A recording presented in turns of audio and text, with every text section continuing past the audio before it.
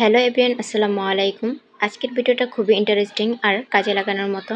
অনেক সময় অসাবধানতায় ফ্যানের সাথে লেগে বা ছিঁড়ে গিয়ে বিছানার চাদর নষ্ট হয়ে যায়। অনেকে তখন ফেলে দেন, কিন্তু আজ আমি দেখাবো পুড়ে যাওয়া পুরনো চাদর থেকে কিভাবে একদম নতুন ডিজাইনের সুন্দর চাদর তৈরি করা যায়। তাই ভিডিওটা শেষ পর্যন্ত দেখবেন। তো প্রথমে আমি নিয়েছি ফ্যান দিয়ে পুড়ে যাওয়া পুরনো চাদরটা। দেখতেই পাচ্ছেন কিছু জায়গায় একদম নষ্ট হয়ে গেছে, কিন্তু চিন্তা নেই, একটু বুদ্ধি আর পরিশ্রম দিলে এটা একদম নতুন লুকে ফিরে আসবে। চাদরটা ভালো করে মেলে নিয়ে আমি এখন ভালো করে দেখে নিচ্ছি কোন কোন জায়গায় বেশি পুড়ে গেছে বা নষ্ট হয়েছে, কারণ সেই অংশগুলো আমরা কেটে বাদ দিব। এখানে আমি এক্সট্রা দুটা কালারের কাপড় নিয়েছি, পুড়ে যাওয়া কাপড়টার প্রিন্ট এর কালারের সাথে মিল রেখে। এখানে আমার কাপড় লেগেছে প্রায় 3.5 গজ করে, দুটা কালারের জন্য 7 গজ। আর পুড়ে যাওয়া চাদর কাটিং করে যা থাকবে তা দিয়ে আমি এই চাদরটা বানিয়ে নেব। এখন আমি মাপ মতো প্রত্যেকটা কাপড় স্কোয়ার করে কেটে নিব। আপনারা চাইলে নিজের পছন্দ মতো ডিজাইনও করে নিতে পারেন। এখন আমি মাপ মতো প্রত্যেকটা কাপড় স্কোয়ার করে কেটে নিব। প্রথম ধাপে আমি কমলা কালারের কাপড় সুন্দর করে বিছিয়ে নিচ্ছি। এটাকে ভাঁজ করে নিয়েছি। এখন এর চওড়াটা আমি 16 আর লম্বাটা আমি 16 ইঞ্চি করে মার্কিং করে নিব। চারিদিকে যেন সমানভাবে থাকে, তাই চারিদিকে আমি সমানভাবে মার্কিং করে নিচ্ছি। এখন কাপড়টার কোনা ধরে ঠিক এইভাবে ভাঁজ করে নিচ্ছি। এতে যদি কাপড়ের সাইডে আঁকা বাঁকা বা কম বেশি থাকলে বোঝা যাবে। এখন এইভাবে আমি কাপড়টাকে কেটে নিচ্ছি। এখন কাপড়টা মেলে দেখাচ্ছি, এটা কিন্তু স্কোয়ার শেপে কেটেছি। আর এখানে ভাঁজে কাপড়টা ছিল, তাই এখানে কিন্তু 2 টুকরো স্কোয়ার শেপের কাপড় রয়েছে।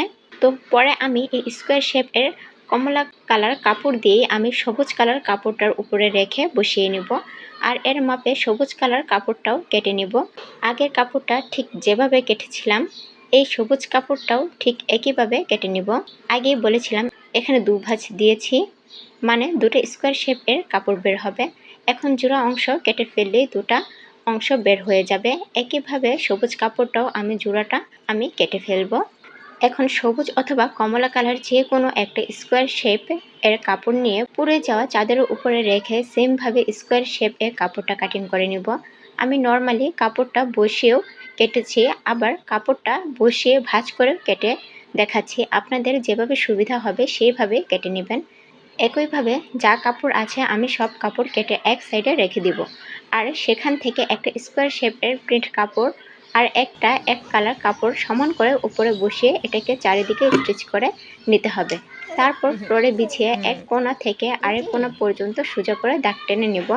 তারপর আরও যে একটা কোণা থাকে সেই কোণা থেকেও আরেকটি কোণা পর্যন্ত আবার সেমভাবে দাগটা টেনে নিব। তারপর সেই দাগ অনুযায়ী ভিডিওটাতে যেভাবে দেখাচ্ছি ঠিক সেভাবে কেটে নিতে হবে। এখন কিন্তু এখানে 4টা টুকরো হলো, আর এই 4টা টুকরো কাপড় ভাঁজ খুলে মেলে নিতে হবে। এরপর দেখুন আমি দুপাশের দুটা কাপড় ঠিক রেখে মাঝের দুটা কাপড় ঘুরিয়ে কালারটা চেঞ্জ করে দিয়েছি। এখন দেখুন পাশাপাশি বসানো কাপড়গুলো কালার চেঞ্জ হয়ে গেল। এখন ঠিক একইভাবে এক কালারটার উপর পাশে থাকা এবং মাঝে বসা প্রিন্ট কালারটা উপরে বসিয়ে নিতে হবে। আমার এখানে ভাঁজ দেওয়ার কারণটা হচ্ছে যেন আমি সমানভাবে কাপড় সেলাইটা টানতে পারি। এখন ভাঁজ অনুযায়ী দাগের উপর দিয়ে স্টিচ করে নিব। স্টিচ করা হয়ে গেছে, এখন কাপড়টা মেলে দেখাচ্ছি। এখন মাঝের কালারগুলো যেন একটা আরেকটার সাথে না মিলে ঠিক এমনভাবে বসাতে হবে। তারপর সমান করে একটা আরেকটার উপরে রেখে আবার স্টিচ করে নিতে হবে। জোড়া দেওয়া অংশ যেন জোড়া দেওয়া পর্যন্ত মিলে ঠিক ওইভাবে সেলাই দিতে হবে। সেলাইগুলো ঠিক এমন হবে। এখন একইভাবে আমি এক কালারের কাপড়গুলো সেলাই করে নিব। আপনাদের বোঝার সুবিধার জন্য আমি আবারও এক কালারের কাপড়গুলো সেলাই করে দেখাচ্ছি। ভিডিওটাতে যেভাবে দেখাচ্ছি আর বলছি একটু মনোযোগ সহকারে দেখলেই আমার আপুরা এই সেলাইগুলো করে নিতে পারবেন। আপনারা চাইলেই নিজের পছন্দ মতো ডিজাইনও করে নিতে পারেন। আমি আজকে রঙিন কাপড় দিয়ে সুন্দর একটা ডিজাইন করছি, যাতে পুরনো চাদরটা একদম নতুন আর ইউনিক লাগে। দেখতেই পাচ্ছেন আমি একটার সাথে আরেকটা কাপড় মিলিয়ে ডিজাইন সাজিয়ে নিচ্ছি।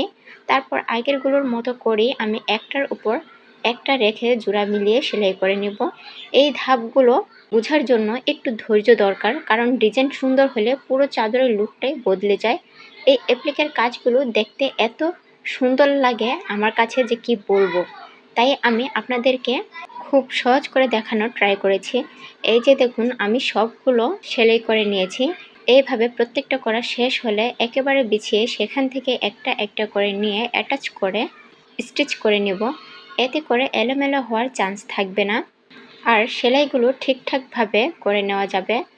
এক সাইডেরগুলো সেলাই করা হলে আমি এরপর মাঝের সবগুলো অংশ সেলাই করে নেব। সেলাইটা কিন্তু অবশ্যই জোড়ায় জোড়ায় মিলিয়ে সেলাই করে নিতে হবে। একটু লক্ষ্য করলেই দেখবেন আমিও কিন্তু জোড়ার সাথে জোড়াটা টান টান করে সেলাই করে নিয়েছি। তারপর সেলাই করতে করতে এত বড় বড় হয়ে যাবে। এখন সাইডের বড় অংশের সাথে মাঝের বড় অংশগুলো অ্যাটাচ করে সেলাই করে নিতে হবে। এখানে লম্বা একটা কাপড়ের শেডের সাথে লম্বা আরেকটা কাপড়ের শেড যেন মিলে না যায় সেদিকে কিন্তু লক্ষ্য রাখতে হবে। তাই যদি একই রকম শেড বা প্রিন্ট মিলে যায় তাহলে কিন্তু চাদরটা দেখতে খুব একটা সুন্দর লাগবে না। প্রিন্ট অথবা শেডগুলো কিন্তু অবশ্যই আলাদা আলাদাভাবে রেখে তারপর সেলাই করে নিতে হবে। এরপর ধীরে ধীরে মেশিনে সেলাই করছি। চেষ্টা করবেন সেলাইগুলো সোজা আর পরিষ্কার রাখতে, তাহলে দেখতেও আরও সুন্দর লাগবে। আমি পরপর 3টা সাইড সিরিয়ালি কমপ্লিট করে নিয়েছি।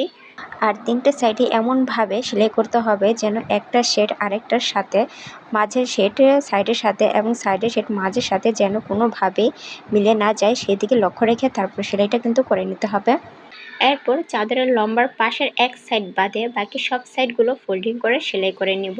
চাদর বানানো শেষে এক কালারের সবুজ আর কমলা কালারের চিকন লম্বা কাপড় বেশি ছিল, যা দিয়ে চাদরের মাঝের কোনো অংশ তৈরি করা যেত না। এটা দিয়ে অন্য কিছু করতে হতো, কিন্তু চাদরটা হালকা আমার কাছে মনে হচ্ছিল ছোট হবে, তাই সেই কাপড়গুলো শেডের মতো করে জয়েন্ট করে নিয়েছি যেন দেখতে কালারফুল লাগে।